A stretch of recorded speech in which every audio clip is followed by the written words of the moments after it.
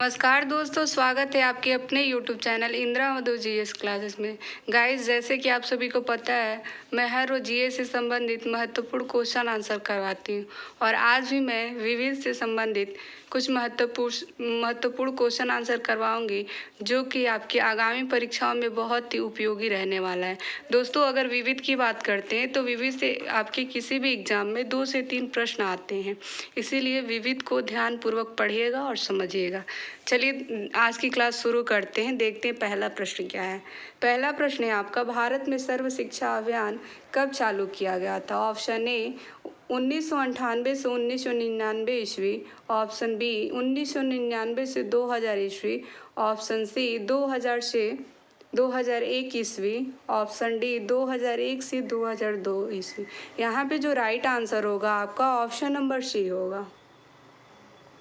2000 से 2001 ईस्वी में यह योजना चलाई गई थी। यह एक निश्चित समय अवधि के भीतर प्रारंभिक शिक्षा के सार्वभौमिकरण के लक्ष्य को प्राप्त करना इसका महत्वपूर्ण लक्ष्य था।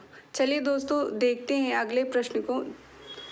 देखते हैं दूसरा नंबर प्रश्न क्या है। सेकंड नंबर प्रश्न है आपका, कमांड कंट्रोल प्लस वी का प्रयोग है। आप सभी सुने ही होंगे, ये आपके कंप्यूटर से संबंधित प्रश्न है। 1-2 प्रश्न आपके बनते हैं हर एग्जाम में।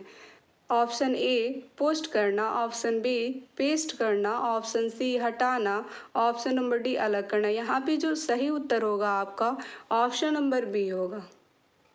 कंट्रोल प्लस वी का प्रयोग हम लोग पेस्ट करने के लिए करते हैं, मतलब किसी चीज़ को सेलेक्ट करके फिर किसी दूसरे जगह पे पेस्ट करना। इसका शॉर्टकट की होता है आपका कंप्यूटर में कंट्रोल प्लस वी। चलिए दोस्तों, बढ़ते हैं अगले प्रश्न की ओर। देखते हैं अगला प्रश्न क्या है। 3 नंबर प्रश्न है आपका, राष्ट्रपति को राष्ट्रपति पद की शपथ कौन दिलाता है? ऑप्शन ए भारत का मुख्य न्यायाधीश, ऑप्शन बी भारत का उपराष्ट्रपति, ऑप्शन सी राज्यपाल, ऑप्शन नंबर डी लोकसभा का सभा। यहाँ पे जो राइट आंसर होगा आपका, यहाँ पे राइट आंसर होगा आपका ऑप्शन नंबर ए होगा। राष्ट्रपति को राष्ट्रपति पद की शपथ आपके भारत के मुख्य न्यायाधीश के द्वारा दिलवाया जाता है। ये आपके भारतीय संविधान के अनुच्छेद 60 के अनुसार ये प्रावधान लागू है आपका। चलिए दोस्तों, बढ़ते हैं अगले प्रश्न की ओर। देखते हैं अगला प्रश्न क्या है। 4 नंबर प्रश्न है। दोस्तों, आप सभी को क्लास अच्छी लगे तो लाइक भी करते हुए चलेगा। 4 नंबर प्रश्न है आपका, मौलिक अधिकार प्रतिस्थापित है। ऑप्शन ए भाग 2 अनुच्छेद 5 से 11, ऑप्शन बी भाग 3 अनुच्छेद 12 से 35, ऑप्शन सी भाग 4 अनुच्छेद 36 से 51, ऑप्शन नंबर डी भाग 4 अनुच्छेद 51 का।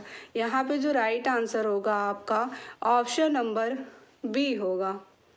मौलिक अधिकार आपके भाग 3 अनुच्छेद 12 से 35 तक आता है। दोस्तों, अगर मौलिक अधिकार की बात करते हैं तो ये आपके भारत में मौलिक अधिकार आपके 6 हैं। ये आपके 12 से 35 अनुच्छेद में आते हैं। दोस्तों, ये आपके मौलिक अधिकार की बात करते हैं तो ये आपके संयुक्त राज्य अमेरिका के संविधान से लिया गया है। दोस्तों, इसी को आपके भारत में मेग्ना कार्टा के नाम से जाना जाता है। चलिए दोस्तों, बढ़ते हैं नेक्स्ट क्वेश्चन की ओर। अगला प्रश्न है आपका 5 नंबर, भारत के पहले सुपर कंप्यूटर का क्या नाम है? ऑप्शन ए परम 1000, ऑप्शन बी परम ईशान, ऑप्शन सी परम 8000, ऑप्शन नंबर डी परम शिवाय। दोस्तों, यहाँ पे जो राइट आंसर होगा आपका ऑप्शन नंबर सी होगा। भारत के पहले सुपर कंप्यूटर आपके परम 8000 है। चलिए दोस्तों, बढ़ते हैं अगले प्रश्न की ओर। देखते हैं अगला प्रश्न क्या है। अगला प्रश्न है आपका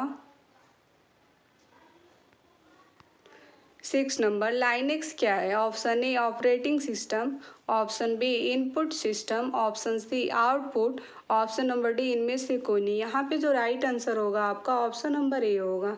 लाइनेक्स आपकी एक ऑपरेटिंग सिस्टम है। चलिए दोस्तों, बढ़ते हैं अगले प्रश्न की ओर। अगला प्रश्न है आपका 7 नंबर, भारत के वर्तमान सेना प्रमुख जनरल का क्या नाम है? दोस्तों, ये आपके 2020 से संबंधित प्रश्न है, इसलिए उतना इम्पोर्टेंट नहीं है, लेकिन यहाँ पे हम इसके बारे में जान लेते हैं। Option A general Dalbir Suhag, option B general Manoj Mukund Naravane, option C general V K Singh, option number D general Bipin Rawat. यहाँ पे जो राइट आंसर होगा आपका 7 नंबर का ऑप्शन नंबर बी होगा, जनरल मनोज मुकुंद नरवाने। दोस्तों बढ़ते हैं अगले प्रश्न की ओर। अगला प्रश्न है आपका 8 नंबर। बंगाल के दोहरी शासन व्यवस्था को किसने समाप्त किया? Option A Warren Hastings, option B Lord Cornwallis, option C Lord Clive, option number D Lord Dalhousie. यहाँ पे जो राइट आंसर होगा आपका ऑप्शन नंबर ए होगा। चलिए दोस्तों बढ़ते हैं अगले प्रश्न की। अगला प्रश्न है आपका 9 नंबर। कौन सा नाम महिला क्रिकेट से संबंधित नहीं है? Option A Jhulan Goswami, option B Harmanpreet Kaur, option C Mitali Raj, option number D Deepika Kumari. यहाँ पे जो राइट आंसर होगा आपका ऑप्शन नंबर डी होगा। दोस्तों अगर आपकी दीपिका कुमारी की बात करते हैं तो ये आपके क्रिकेट से संबंधित नहीं है। बाकी 3 जो ऑप्शन है ये सभी आपके क्रिकेट से संबंधित है। चलिए दोस्तों बढ़ते हैं नेक्स्ट क्वेश्चन की ओर। अगला प्रश्न है आपका डोंगरी भाषा भारत के किस राज्य से संबंधित है? Option A Sikkim, option B Himachal Pradesh, option C Jammu Kashmir, option number D Uttarakhand. यहाँ पे जो राइट आंसर होगा आपका ऑप्शन नंबर सी होगा, जम्मू कश्मीर। डोंगरी भाषा आपके जम्मू कश्मीर से संबंधित है। दोस्तों अगर जम्मू कश्मीर की बात करते हैं तो ये आपके अब 2 केंद्र शासित प्रदेश में बट गया है।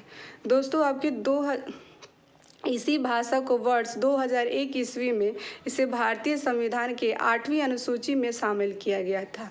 दोस्तों यहाँ पे आपके एक प्रश्न बन सकता है कि भारतीय संविधान में किस अनुच्छेद के द्वारा आपके भाषाओं के बारे में मान्यता प्राप्त है? तो आपके 8वीं अनुसूची में। चलिए दोस्तों बढ़ते हैं अगले प्रश्न के। अगला प्रश्न है आपका 11 नंबर।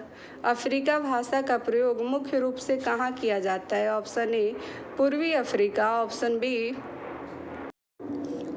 बी पश्चिमी अफ्रीका, ऑप्शन सी दक्षिण अफ्रीका एवं उत्तरी अफ्रीका, ऑप्शन नंबर डी इनमें से सभी। यहाँ पे जो राइट आंसर होगा आपका ऑप्शन नंबर सी होगा, दक्षिण अफ्रीका एवं उत्तरी अफ्रीका भाषा का प्रयोग मुख्य रूप से यहीं पे किया जाता है। चलिए दोस्तों बढ़ते हैं अगले प्रश्न की ओर। देखते हैं अगला प्रश्न क्या। अगला प्रश्न है आपका 12 नंबर। राष्ट्रीय ग्रामीण रोजगार गारंटी योजना अधिनियम कब पारित हुआ? ऑप्शन ए वर्ष 1995 ईस्वी, ऑप्शन बी वर्ष 2000 ईस्वी, ऑप्शन सी वर्ष 2005 ईस्वी, ऑप्शन नंबर डी उपरोक्त सभी। यहाँ पे जो राइट आंसर होगा आपका ऑप्शन नंबर सी होगा, वर्ष 2005 ईस्वी में राष्ट्रीय ग्रामीण रोजगार गारंटी योजना अधिनियम को पारित किया गया था। दोस्तों अगर इसकी बात करते हैं तो इसका नाम पहले आपका नरेगा था और अब इसका वर्तमान समय में नाम बदल को मनरेगा कर दिया गया है। चलिए दोस्तों बढ़ते हैं नेक्स्ट क्वेश्चन की। अगला प्रश्न है आपका एनसीईआरटी के वर्तमान निर्देशक है। Option A Rajendra Singh, option B Mithilesh Kumar, option C Hrishikesh Senapati, option D Ravindra Ahluwalia. इसके यहाँ पे जो राइट आंसर होगा आपका ऑप्शन नंबर सी होगा, ऋषिकेश सेनापति आपके एनसीईआरटी के वर्तमान निर्देशक हैं। दोस्तों अगर एनसीईआरटी की बात करते हैं तो एनसीईआरटी का फुल फॉर्म होता है आपका national counselling of education research and training. दोस्तों इससे संबंधित ही हम लोग इसकी बुक भी आती है, हम लोग जो कि पढ़ते हैं, बहुत अच्छी होती है बुक। चलिए देखते हैं अगला प्रश्न क्या है। अगला प्रश्न है आपका 14 नंबर। मानव शरीर का कौन सा अंग इंसुलिन पैदा करता है? ऑप्शन ए यकृत, ऑप्शन बी अग्नाशय, ऑप्शन सी तिल्ली, ऑप्शन नंबर डी पित्ताशय। यहाँ पे जो राइट आंसर होगा आपका 14 का ऑप्शन नंबर बी होगा, अग्नाशय आपके मानव शरीर का अंग इंसुलिन पैदा करता है। चलिए दोस्तों बढ़ते हैं अगले प्रश्न पर। अगला प्रश्न है आपका। दोस्तों आप सभी को क्लास अच्छी लगे तो लाइक भी ज़रूर कीजिएगा। अगर आप आपको पसंद आए तो आप अपने फ्रेंडों को शेयर कीजिएगा ताकि इस क्लास में अधिक से अधिक बच्चे जुड़ सकें। 15 नंबर प्रश्न है आपका, भारतीय संविधान द्वारा कितनी भाषाओं को मान्यता प्राप्त है? Option A 18, option B 22, option C 24, option number D 28। यहाँ पे जो राइट आंसर होगा आपका ऑप्शन नंबर बी होगा। भारतीय संविधान द्वारा 22 भाषाओं को मान्यता प्राप्त है। चलिए बढ़ते हैं अगले प्रश्न की ओर। अगला प्रश्न है आपका 16 नंबर, प्रथम भारतीय महिला ओलंपिक पदक विजेता कौन है?